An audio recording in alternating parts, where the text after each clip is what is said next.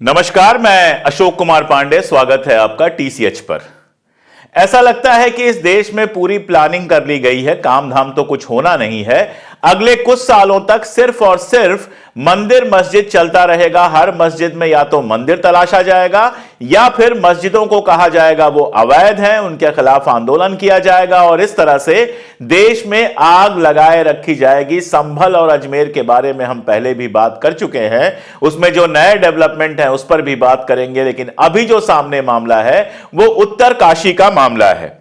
उत्तर काशी में एक मस्जिद को लेकर जो राइट विंग के लोग हैं, संयुक्त सनातन धर्म रक्षा संघ और विश्व हिंदू परिषद, इनसे जुड़े हुए जो लोग हैं, वो 1 तारीख को यानी कल एक महापंचायत करने की प्लानिंग किए हुए हैं। इस महापंचायत का उद्देश्य यह है कि वहां पर एक सुन्नी मस्जिद जो है, उस मस्जिद को ये लोग गिराने का प्लान लेके जा रहे हैं। ये वैसी ही प्लानिंग है जैसी बाबरी मस्जिद के साथ अयोध्या में की गई थी और इसको लेकर देश भर में बहस जारी है, इसको लेकर बवाल जारी है। यह मुद्दा इंपॉर्टेंट क्यों है, यह समझना बहुत जरूरी है। पहले देखते हैं कि मामला है क्या। उत्तर काशी में भटवाड़ी रोड पर एक मस्जिद है जिसको लेकर ये लोग विवाद क्रिएट करने की कोशिश कर रहे हैं। इसमें नैनीताल हाईकोर्ट में एक याचिका भी दायर की गई है। सितंबर के महीने में 24 सितंबर को कुछ संगठनों ने, जिनका नाम मैंने ऊपर लिया, उन संगठनों ने सुन्नी समुदाय की इस मस्जिद के लिए कहा कि यह मस्जिद इल्लीगल है। अब मस्जिद को इल्लीगल कौन बना सकता है? मस्जिद को या मंदिर को या किसी घर को इल्लीगल बनाने का हक जो है वो सिर्फ और सिर्फ कोर्ट का है। कोर्ट ये कह सकता है कि कोई मस्जिद, कोई मंदिर या फिर कोई घर या कोई भी चीज लीगल है या इल्लीगल है। लेकिन अपने देश में ऐसा लगता है कि कोर्ट का यह काम जो है वो कुछ ऐसे लोगों को दे दिया गया है जो 24 घंटे सिर्फ और सिर्फ नफरत में जीते हैं और नफरत में ही मर जाते हैं। अगर इस मस्जिद के इतिहास को देखें तो यह कोई बहुत पुरानी मस्जिद नहीं है। 1969 में इस मस्जिद के लिए जमीन खरीदी गई और जमीन खरीदने के बाद 1986 में जब किसी ने शिकायत की तो वक्फ कमिश्नर ने वहां का दौरा किया, सारे कागजात देखे और कागजात देखने के बाद यह तय पाया गया कि मस्जिद अवैध नहीं है, पूरी तरह से लीगल मस्जिद है। जमीन खरीद के उसके ऊपर परमिशन लेकर बनाया गया है, यानी इसमें कोई लीगल प्रॉब्लम नहीं है। अब 1986 से लेकर अभी तक कुछ नहीं हुआ, यानी अगर आप जोड़ेंगे तो तकरीबन 40 साल हो गए। 40 साल में कुछ नहीं हुआ।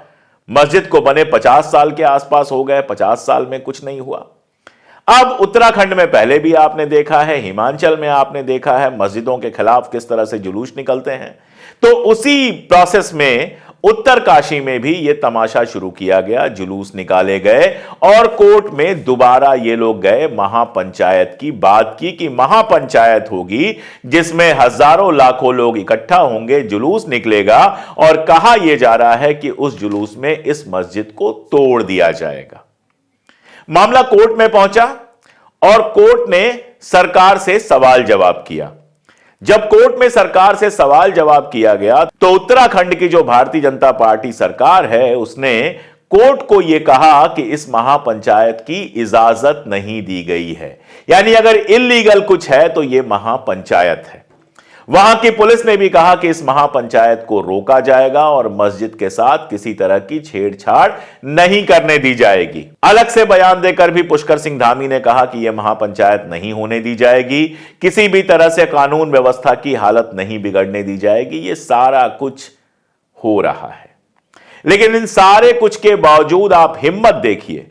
कोर्ट कह रहा है कि आप नहीं कर सकते, सरकार कह रही है कि हमने इजाजत नहीं दी है, पुलिस कह रही है कि हम यह महापंचायत नहीं होने देंगे और इस महापंचायत को करने वाले लोग इन सब के बावजूद कह रहे हैं कि हम हर हाल में महापंचायत करेंगे। तो जैसा मैंने कहा, मस्जिद इल्लीगल नहीं है, इल्लीगल ये लोग हैं, इन लोगों द्वारा प्लान किया हुआ महापंचायत है और इल्लीगल इनके इरादे हैं। और जब से यह मस्जिद वाला खेल शुरू हुआ है बहुत कायदे से समझ में आता है कि यह सारा बहुत प्लान्ड है। मेरे कॉलेज के दोस्तों का, स्कूल के दोस्तों का बेसिकली एक ग्रुप है और इस तरह के ग्रुप में आप जानते हैं किस तरह के लोग रहते हैं। कभी कभी मैं उसको चेक करता हूं। कल रात जब मैंने चेक किया तो मैंने देखा कि वहां पर एक से एक जहरीले व्हाट्सएप पड़े हुए हैं, जिसमें मंदिर तोड़ के मस्जिद बनाने की झूठी कहानियां दर्ज हैं, जिसमें तमाम तरह की झूठी बातें दर्ज है। यानी पूरा समाज में एक माहौल बनाया जा रहा है और ये जो माहौल है, लोकसभा चुनाव में जिस तरह से पूर्ण बहुमत नहीं मिला है, या तो उसकी वजह से पूरे समाज को एक बार फिर से कम्युनलाइज करने, पूरे समाज को फिर से एक बार पोलराइज करने का या तो प्लान है, या फिर ये आरएसएस और भारतीय जनता पार्टी की आपस की तनातनी है, जिसमें आरएसएस अपना असर इन फ्रिंज एलिमेंट्स की सहायता से देश भर में और बढ़ाना चाहता है। धीरेन्द्र शास्त्री जुलूस निकालते हैं, उस जुलूस में तमाम सारे बाबा लोग शामिल होते हैं, यहां तक कि खैर उसकी बात क्या किया जाए, दिग्विजय सिंह के बेटे शामिल होते हैं, संजय दत्त शामिल होते हैं, कौन से लोग शामिल होते हैं। और अब आगे के अपनी यात्रा का प्लानिंग करते हुए धीरेन्द्र शास्त्री ने यह कहा है कि मथुरा से यात्रा निकालेंगे। मथुरा में आप जानते हैं पहले ही विवाद खड़ा किया गया है वहां की मस्जिद को लेकर कि वो मंदिर को तोड़कर बनाया गया है। मामला कोर्ट कचहरी का अभी चल ही रहा है। ऐसे में जब मथुरा में जुलूस निकलेगा तो उसका उद्देश्य क्या होगा, यह बात आप अच्छी तरह से समझ सकते हैं। संभल का आप मामला देखिए। संभल में जानते ही हैं आप लोग, कोर्ट ने एक दिन में बिना दूसरे पक्ष को सुने सर्वे का आदेश दे दिया।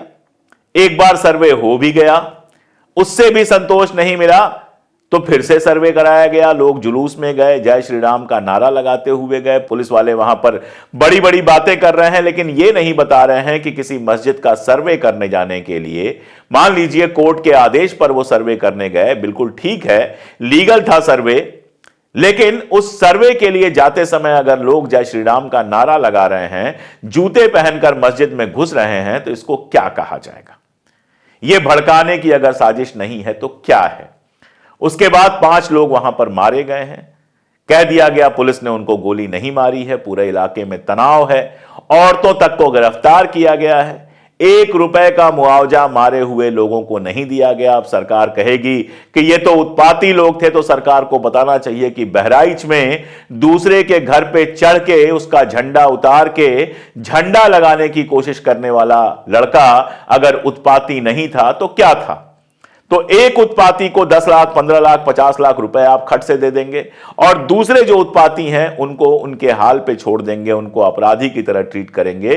तो यह समाज के अंदर क्या संदेश देगा? यह कोई छुपी हुई बात नहीं है। संभल का मामला ऊपर की कोर्ट में गया था, सुप्रीम कोर्ट में गया था। सुप्रीम कोर्ट ने फिलहाल स्टे लगा दिया है कि कोई कार्रवाई नहीं होगी। स्टे लगा दिया है कि जो निचली अदालत है, इस बीच में जब तक सुप्रीम कोर्ट कोई फैसला नहीं करती है, निचली अदालत किसी भी तरह का कोई आदेश नहीं दे सकती। वहां पर सीबीआई जांच की बात चल रही है, यह सारा कुछ चल रहा है और संभल को अच्छा खासा युद्ध क्षेत्र में तब्दील कर दिया गया है। जियाउर रहमान बर्क साहब जो वहां के सांसद हैं, उनका बयान आया है। कहा जा रहा है समाजवादी पार्टी का एक ग्रुप वहां पर जाएगा माता प्रसाद पांडे जी की अध्यक्षता में। अब समाजवादी पार्टी के अध्यक्ष अखिलेश जी खुद क्यों नहीं जा सकते हैं, मैं नहीं जानता। राहुल गांधी जी खुद क्यों नहीं जा सकते हैं, मैं नहीं जानता। लेकिन इस ना जाने और अकेले छोड़ दिए जाने के चलते संभल का माहौल कैसा बनेगा और संभल का असर अगले विधानसभा चुनाव पर कैसा पड़ेगा, यह आप समझ सकते हैं। उत्तराखंड में जिस तरह की घटना हो रही है ये, या बाकी जगहों पर ये जो घटना हो रही है, इसको आप यूपी के आगामी विधानसभा इलेक्शन से भी जोड़कर देखेंगे अगर, तो बहुत कुछ समझ में आएगा कि किसकी जरूरत है कि समाज में लगातार तनाव बना रहे। अजमेर शरीफ दरगाह के बारे में आप जानते ही हैं, वहां भी दावा किया गया कि उसके नीचे मस्जिद है। मैंने एक डिटेल वीडियो बनाया था, आपने शायद देखा होगा। उसमें मैंने राजस्थान गवर्नमेंट की वेबसाइट दिखाई थी और बताया था कि राजस्थान गवर्नमेंट की वेबसाइट भी मानती है कि वो जो दरगाह है और मस्जिद है वो कम से कम 500 साल पुराने हैं। उसके बाद वहां जो दरगाह है उससे जुड़े हुए कई लोगों से मेरी बात हुई, कई महत्वपूर्ण लोगों से मेरी बात हुई। उन लोगों ने खुद कांटेक्ट करके मुझे बहुत सारी डिटेल्स दी हैं। उस पूरी हिस्ट्री को मैं वेरीफाई करके अजमेर शरीफ पर एक डिटेल वीडियो लेकर आऊंगा कि उसका असल में इतिहास क्या है, कब बना है। कई लोगों का कहना है कि बलबन के जमाने का है, कई लोगों का कहना है उसके पहले के भी जमाने का है, लेकिन इतना तो तय है कि कम से कम वो 400-500 साल पुरानी दरगाह है जिसके ऊपर इस तरह के दावे दावे किए जा रहे हैं। अब जब संभल पर सुप्रीम कोर्ट का आदेश आ गया है तो वहां के लोगों की मांग यह है कि सुप्रीम कोर्ट अपने आप उसका फैसला करे, अपने आप उसका संज्ञान ले और अजमेर शरीफ में जो सर्वे की बात आ रही है उसको भी रोके। अब सारा का सारा मामला यह है, इस पर बहुत बात हो चुकी है कि जब प्लेसेस ऑफ वर्शिप एक्ट लागू है 91 का, जिसमें 1947 में जो चीज मस्जिद थी उसको मस्जिद बनाए रखने का, जो मंदिर थी उसको मंदिर बनाए रखने का, किसी भी धार्मिक स्थल से कोई छेड़छाड़ न करने का अहद है, तो फिर उसके रहते निचली कोर्ट्स इस तरह के आदेश कैसे पारित कर सकते हैं। मैंने आपको बताया था रजत शर्मा जी ने एक वीडियो जारी किया था अपना, और उस वीडियो में उन्होंने मोहन भागवत की बात की थी। 2 साल पहले आरएसएस के मोहन भागवत ने कहा था कि हर मस्जिद के नीचे मंदिर ढूंढना बंद कीजिए, और तब मुझे आए याद जवाहरलाल नेहरू जिन्होंने कहा था कि आरएसएस अगर कहे उत्तर जाना है तो दक्षिण की तरफ जाओ, क्योंकि उसके कहे का मतलब हमेशा उल्टा होता है। ऐसा लगता है कि मोहन भागवत जी के कहे को भी ऐसे ही लोगों ने लिया। उन्होंने कहा हर मस्जिद के नीचे मंदिर ढूंढने की जरूरत नहीं है, और उनके लोग देश भर की सारी मस्जिदों के नीचे मंदिर ढूंढना शुरू कर दिए, और कहा यह जा रहा है कि ऐसी 300-400 मस्जिदों की पहचान की गई है जिस पर इस तरह के मुकदमे जारी किए जाएंगे, इस तरह के मुकदमे लगाए जाएंगे, और उसके बाद वही होगा कि ज्यादातर जगहों पे जो निचली अदालतें होंगी वो सर्वे का आदेश देंगी, और उसके बाद उस मामले को पूरे इलाके में भड़काया जाएगा। 300-400 मस्जिदों का मामला मतलब पूरे देश को आग लगाने के लिए भरपूर बारूद, भरपूर माचिस और भरपूर आग। अब उत्तरकाशी में आज मैं बैठा हूं 30 तारीख को। 1 तारीख को उत्तरकाशी में उस महापंचायत की बात है। उस महापंचायत के पहले हाईकोर्ट ने जो कुछ कहा वो मैं आपको बता देता हूं, फिर समझ में आएगा कि अगर वो महापंचायत सरकार होने देती है तो उसका क्या मतलब है।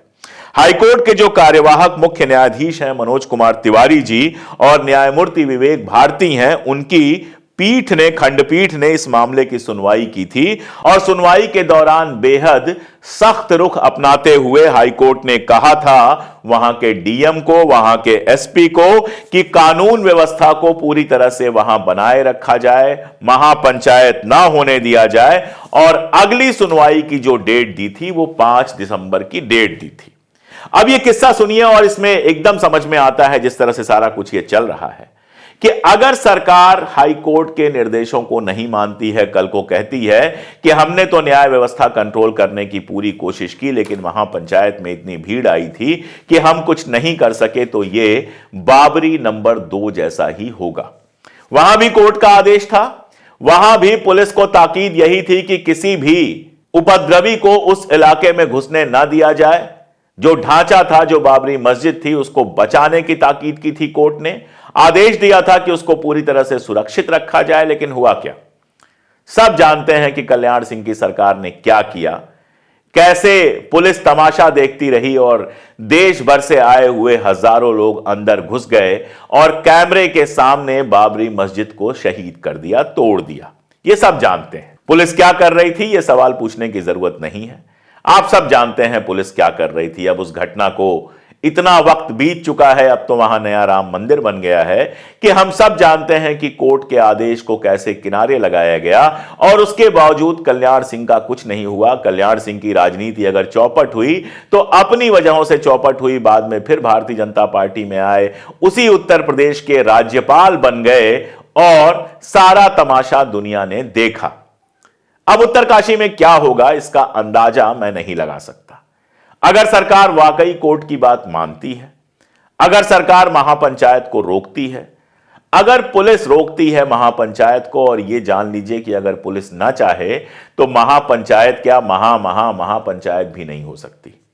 अगर पुलिस नहीं चाहेगी, अगर अपनी पूरी ताकत का इस्तेमाल पुलिस करेगी, तो किसी भी कीमत पर जो उपद्रव फैलाने वाले लोग हैं वो मस्जिद के इर्द गिर्द नहीं पहुंच पाएंगे। लेकिन अगर सरकार ही अपनी नीयत बदल लेगी, अगर सरकार ही उसको रोकना नहीं चाहेगी, अगर सरकार ही मस्जिद की आग पर अपनी पॉलिटिकल रोटियां सेकना चाहेगी, तो फिर कुछ नहीं हो पाएगा। और फिर अगर मस्जिद टूटती है तो उसके बाद देश के अंदर एक खास तरह का तनाव तो पैदा होगा ही।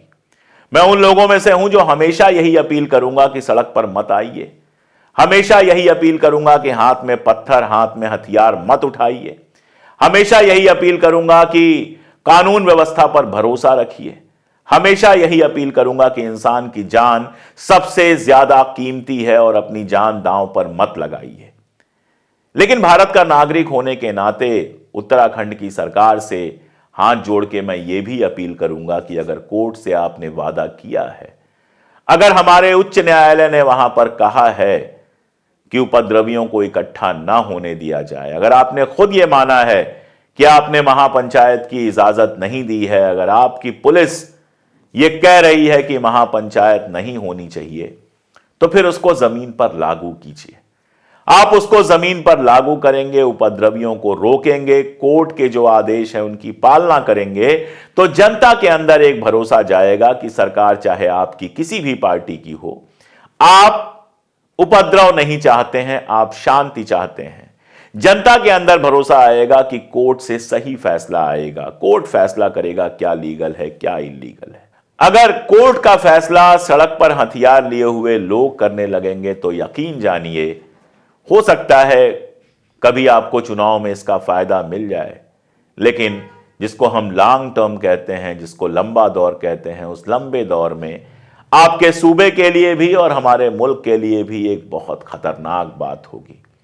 दुनिया भर के मुल्क जहां भीड़ ने कानून अपने हाथ में ले लिए, दुनिया भर के कानून जहां अदालतों के फैसले सड़क पर होने लगे, तबाह हो गए, बर्बाद हो गए, लंबी लड़ाइयों में फंसे रहे और हर तरह की कीमत वहां के रहने वालों ने चुकाई।